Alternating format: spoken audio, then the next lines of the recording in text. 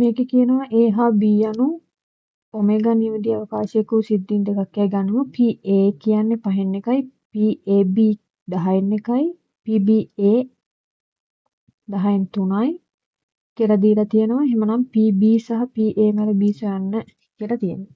එහෙනම් PA කියලා කියන්නේ 5න් එකයි, PAB කියලා කියන්නේ 10න් එකයි, PBA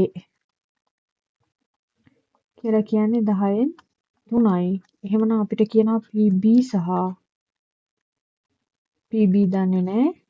PA මේල B දන්නේ නැහැ. මෙන්න මේ දෙන්නව හොයන්න කියලා.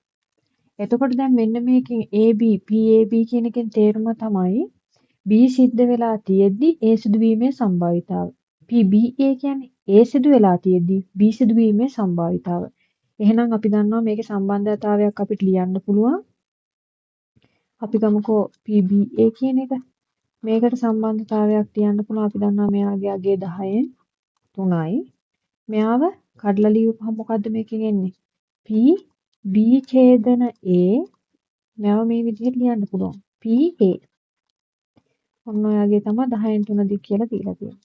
එතකොට මට මෙතනින් PA ඡේදන B B ඡේදන A හොයාගන්න පුළුවන්. B ඡේදන A හොයාගන්න පුළුවන්.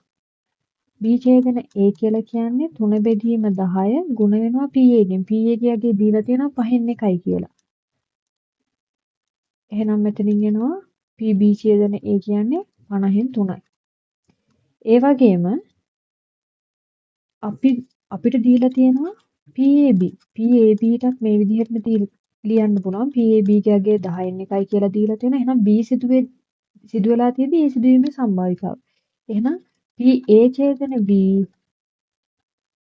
බෙදීම PB සමානයි 10න් එකයි කියලා දෙනවා. දැන් අපි A ඡේදන B මෙතනින් හොයාගත්තා. 50න් 3යි කියලා. එහෙනම් PB ව මට මෙතන යුක්ත කරගන්න පුළුවන්. 50න් 3 ගුණ කරනවා 10න් PB ගේ අගය එනවා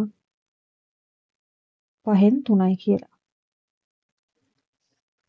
PB ව හොයාගත්තා. දැන් මට ඕනේ PA මේල B. A මේල B ගේ සම්භාවිතාව. මේ සඳහා අපි දන්නවා A මේල B කියන්නේ මට ලියන්න පුළුවන් PA ධන PB ඍණ PA ඡේදන B. එහෙනම් PA දන්නවා 5න් එකයි, PB දන්නවා අපි හොයාගත්ත 5න් 3යි, PA ඡේදන B අපි දන්නවා 50න් 3යි. මේක දැන් සුළු කරමු. මෙයාව සුළු කරපුවාම 5න් 4යි. ඒ කියන්නේ 50න් නම් 40යි. මේ දෙන්න සුළු කරපුවාම 50න් 37යි කියලා එනවා. හරි. මේ කොටසටත් ලකුණු 25ක් දීලා තියෙනවා. ඒ 25 එන්නේ මෙන්න මේ PBA ව කඩනවට. PAB වෙනකොට මෙන්න මේක ලියා ගන්නවට ලකුණු 5යි.